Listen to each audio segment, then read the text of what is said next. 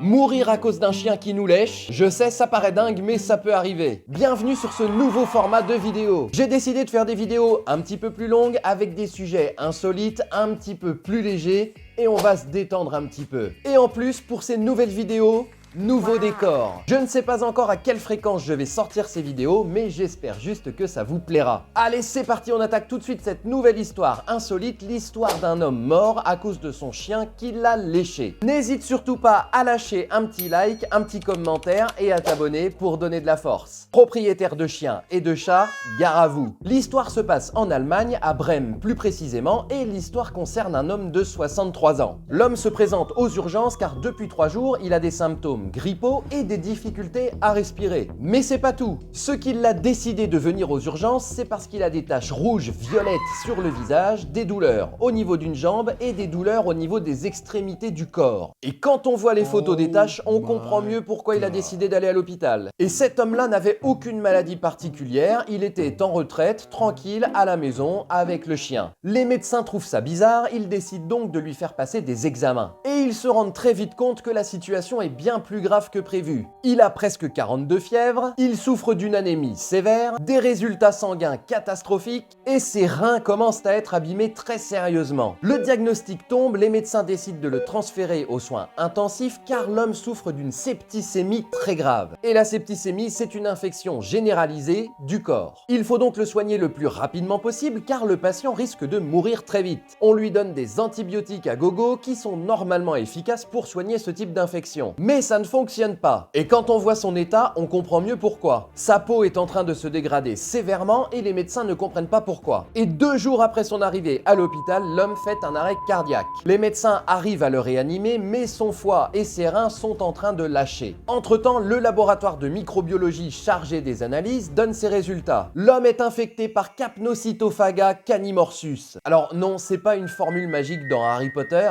Et vous imaginez même pas le temps que ça m'a pris pour arriver à prononcer ce nom et tourner cette séquence. Il s'agit en fait d'une bactérie très dangereuse et cette bactérie est contenue dans la salive des chiens et des chats. Avec ces éléments, les médecins comprennent très rapidement que l'homme est tombé gravement malade à cause de son chien qui lui léchait le visage. Ils vont donc pouvoir réadapter son traitement, augmenter les antibiotiques pour le sauver. Mais ça ne fonctionne pas, la maladie est trop avancée pour pouvoir la stopper. 10 jours après son hospitalisation, la peau de l'homme commence littéralement à pourrir et ses doigts et ses orteils se nécrosent et deviennent tout noirs. Sa fièvre monte jusqu'à 41 et les scanners réalisés montrent que les organes de l'homme sont en train de le lâcher un par un. Et finalement, il décède 16 jours après son arrivée à l'hôpital. L'infection causée par ce type de bactérie reste très rare, mais ça nous rappelle quand même que les chiens et les chats, même si ce sont les nôtres, peuvent être porteurs de bactéries très graves. Il faut donc rester vigilant, faire attention de ne pas se faire lécher la pomme toutes les 5 minutes par son chien ou son chat et vous devriez survivre. J'espère que cette première histoire insolite vous aura plu. Moi, j'ai adoré vous la partager. On se retrouve très vite dans une prochaine vidéo.